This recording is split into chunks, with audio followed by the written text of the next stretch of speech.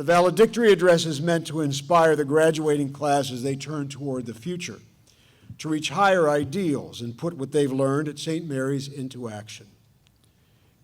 Chaelyn Rigmaiden Anderson has been chosen as that valedictorian. I'm very proud to present her. Ladies and gentlemen, Chaelyn Rigmaiden Anderson.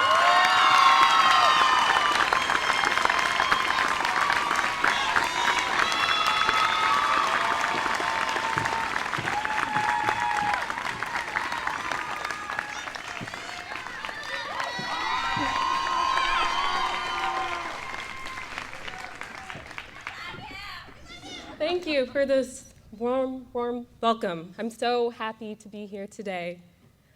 Good afternoon, St. Mary's, Board of Trustees, Mr. Puck, administration, faculty, parents, and of course, the class of 2021. I am so grateful to be standing before you on our graduation, getting ready to send us off into adulthood. I remember freshman orientation like it was yesterday, though not because it was my first time really being at St. Mary's. I remember orientation because of one game, Birdies on a Perch. This game often still visits me in my nightmares. For those of you who don't know, Birdies on a Perch is a game in which everyone is standing around and someone will shout, "Birdies on a perch!" and you have to jump on the back of the person closest to you, or else you're out of the game. Keep in mind, we played this during freshman orientation, and no one really knew each other then. Imagine coming on campus, trying to play it cool, make a good first impression, then playing a game where you have to jump on the back of someone you've just met. Talk about an icebreaker. But I have to say that it was Birdies on a Perch that made me realize what a great family I had just joined. Here at St. Mary's, I found a family that was willing to take risks in order to connect with others. A family that was ready to physically and metaphorically carry you on their own backs if need be.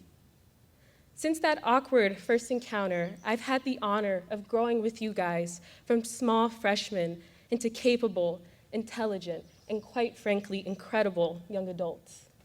It's amazing to see how far we have all come, and I cannot wait to see how much further we'll go. At our time at St. Mary's, we've learned to embody the spirit of De La Salle and our respects for all persons, our faith in the presence of God, our concern for the poor and social justice, and the inclusive community we've helped to foster, and in the quality education that our wonderful teachers have provided us. At St. Mary's, we've learned about the biases and distortions that shape our thinking in epistemology. We've learned how to showcase our talents through dance, art, theater, or music. We've learned how to support each other as we struggled through our respective science and math classes. We've learned how to push ourselves with the help of coaches and how to work hard. The list goes on. Here at St. Mary's, we have found an intentionality not offered anywhere else. An intentionality towards developing students into creative thinkers who are realizing just how capable they are, but who are also aware of their faults. St. Mary's has taught us to reflect through social emotional learning sessions during C Block, even though at the time we would roll our eyes and wonder when we would finally start playing games. We were taught how to effectively retreat through the programs Mr. Marks and Ms. Flowers carefully planned for us. During E-Week, we learned how to be global citizens in our travels to Egypt or Spain, or just a trip around the Bay.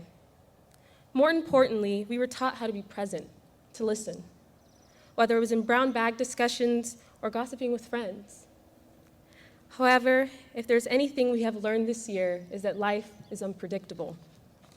We've learned that things don't always go to plan. We sometimes have to quickly transition to plan B or even C. Swerve. It's funny how this single word changed the way in which I viewed my life's path, and I'm hopeful it will change the way you view yours. I had the amazing opportunity to see Michelle Obama on her book tour a few years ago, where I learned the true meaning of what it meant to swerve. Learning to swerve meant to be open to change, to be flexible, and to embark on a new direction. In her book, Becoming, Michelle Obama writes, "We have many lives within a life, and if you don't make the right choices the first time, you must be open to swerve.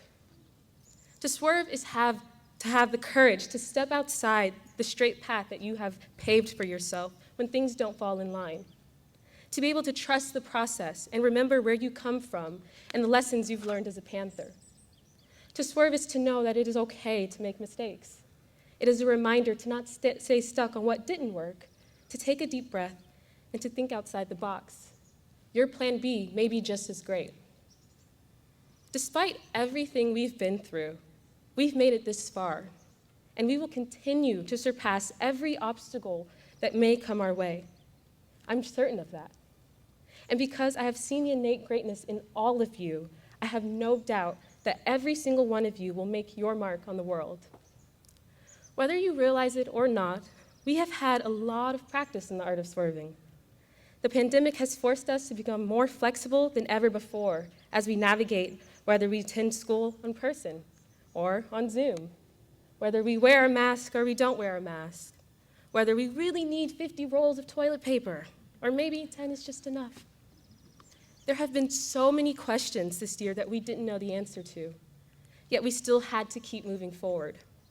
That is what it means to swerve. So swerve.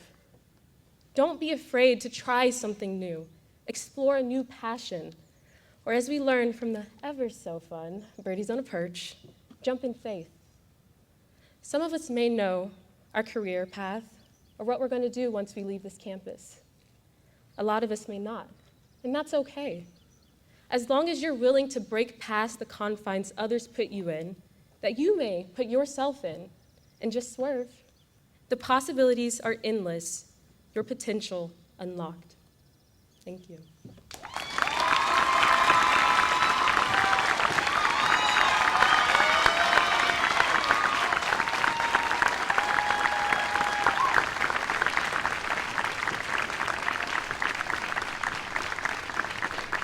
Chaelyn, thank you very, very much.